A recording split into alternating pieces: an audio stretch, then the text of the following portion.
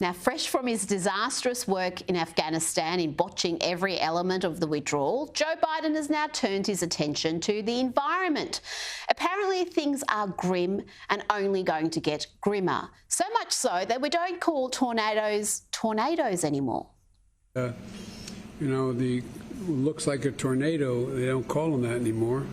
That hit the crops and wetlands in the middle of the country and Iowa and Nevada, and I mean, it's just across the board. And, as I said, we're in this together. So we don't call them tornadoes anymore, Joe. What do we call them? Twirly-whirlies, roundy-woundies, climate ouchies? If you thought that was incoherent, wait till you get this. This is absolute hyperbole and gibberish. The evidence is clear. Climate change poses an existential threat to our lives, to our economy, and the threat is here. It's not going to get any better. When I talk about building back better, I mean you can't build to what it was before this last storm. You got to build better so if the storm occurred again, there would be no damage. There would be. But that's not going to stop us, though, because if we just do that, it's just going to get worse and worse and worse, because the storms are going to get worse and worse and worse. Talking about worse and worse and worse, Sleepy Joe decided to ramp up the hysteria to Extinction Rebellion levels. We got to listen to the scientists and the economists and the national security experts. They all tell us this is code red. The nation and the world are in peril. That's not hyperbole. Yeah. That is a fact. They've been warning us the extreme weather would get more extreme over the decade, and we're living in real time now.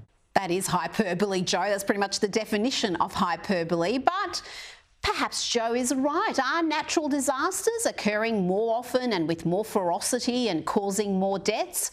My next guest argues that fossil fuels are not evil. Indeed, they are a path to economic freedom and prosperity for developing nations. I'm joined by the president of the Centre for Industrial Progress, Alex Epstein. Alex, thank you for joining us tonight. Let's start with the president's commentary there. Is he right that the nation and indeed the world is right now in peril? Well, what's nice is we have actual ways of measuring climate danger. The most important is a statistic called climate-related disaster deaths, which tell us how many people are dying from storms, flood, extreme heat, extreme cold, everything that President Biden says is getting worse. And what we see, you can see this, I posted it on my Twitter at Alex Epstein, climate-related disaster deaths are down by 98% over the last 100 years. So what's going on? What's going on is that climate is always dangerous, but human beings have made it unnaturally safe. And the number one way we've made it unnaturally safe is through fossil fuel development that makes us incredibly resilient. So we're talking about storms today. We have no idea how bad storms used to be before we had fossil fuel development. So Biden is just looking at this totally backward.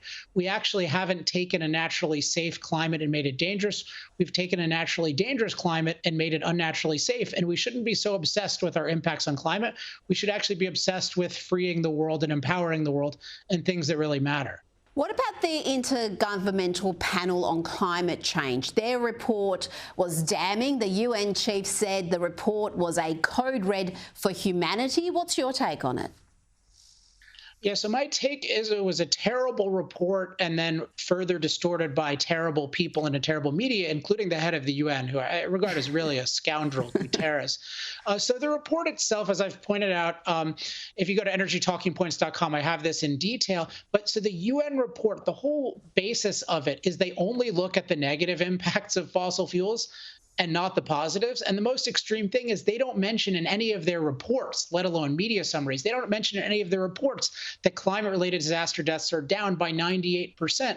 How could you not mention that in a climate report when you have thousands of pages? That's like a polio report that doesn't mention that we have vaccinated polio. And then on top of that, these reports, they don't say that it's code red. They don't say anything like that. They just predict a certain amount of warming. We have reason to think that they overpredict it. But in any case, anything they're talking about in terms of warming, human adaptation, and what I call climate mastery would be totally sufficient to deal with it. But what happens is the media and the spokespeople, they take these quasi-scientific reports and they just claim that it means code red. They claim that it means get rid of fossil fuels. That's their interpretation. And that just shows they have even more of a bias against fossil fuels. The bottom line is fossil fuels have made the world way better.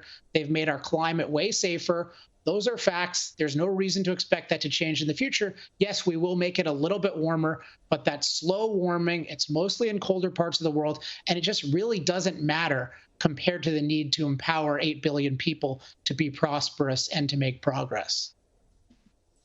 Now, talking about that interpretation or activism, if you want to call it, recently we had more than 200 medical journals make a statement arguing for climate change action, but they made some fundamental errors in making that claim. Tell my viewers about that. Yeah, so there are many errors. One that I pointed out on Twitter, and Bjorn Lomborg pointed this out, is so their main statistic that they use to claim that it's an emergency existential threat, we need to get rid of fossil fuels, is increasing heat-related deaths. But they didn't adjust for population. So that's like a crazy thing. You would never do that in a regular medical study. You wouldn't talk about increasing deaths and not account for increasing population. But they did that. And what it just shows is there's this religious cult that everyone's jumping on.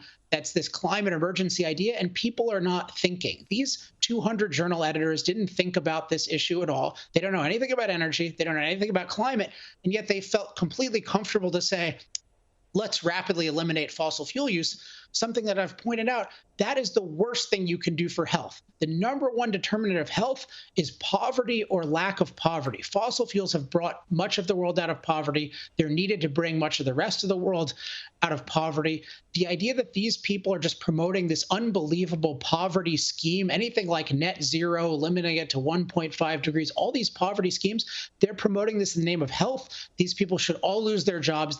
These are killers. They are proposing a killer cure to, at most, a very minor problem.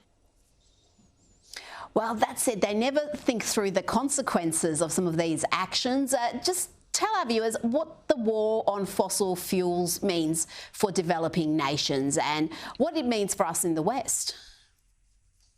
Well, so, I mean, if you think about, so the wealthy world is only wealthy because we're productive, and we're only productive because we can use machines, and we can only use machines because we have low-cost, reliable energy that mostly comes from fossil fuels. So there's still almost 1 billion people in the world who have no electricity at all. There are billions who have very little electricity. There's over 5 billion people who are very poor. Almost 3 billion people are still using wood and animal dung to heat their food and to cook their food and to heat their homes. Like, the world is still incredibly poor. It needs to industrialize. Anything we are doing to discourage the fossil-fueled industrialization of the poor world is absolutely morally reprehensible. And it is just so disgusting to me how nobody cares about the fact that most of the world is poor. They only care when there's some climate thing to blame Western civilization on. But we should really care about the fact that most of the world is poor, and we should really want to keep being rich ourselves. And both of those things require fossil fuels. And just lastly, you argue that anyone who genuinely cares about CO2 emissions must recognise that the only non-carbon energy source that has a chance of out-competing fossil fuels and lowering global emissions is nuclear energy. And yet environmentalists, particularly in Australia and America, haven't embraced nuclear energy. Yeah, this is a really important point. So my basic thesis about the modern environmental movement is that it's a primitive, religious, anti-human movement. It's not a scientific movement. And the number one piece of evidence for this is that they claim that CO2 is such a threat to human life, and yet they oppose nuclear energy, which is by far the most promising alternative, as well as most hydroelectric energy. And so what this shows is they're not at all about advancing human flourishing. They're not at all about having a safer, cleaner environment. It's about eliminating all forms of of human impact. Every form of remotely cost-effective energy they find a way to oppose. And the green movement is increasingly opposing even unreliable solar and wind. It's being stopped in the mining area. It's being stopped transmission lines. It's being stopped building. And the green movement doesn't care because they just want us to have no impact on Earth because they think human beings are evil and should not impact the Earth. And so again, it's a primitive, religious, anti-human movement. Anyone who actually cares about CO2 should be liberating nuclear power and condemning the whole green movement that has been criminalizing it for the last 40 years. And in Australia, I mean, you guys are, exhibit A of this, like banning nuclear. I mean, that is crazy. Oh, absolutely. I'm with you there, especially given what we export, and yet our citizens and our businesses don't have the benefit of that cheap, reliable energy. Alex Epstein, thank you so much for your time this evening. Thank you, Rita.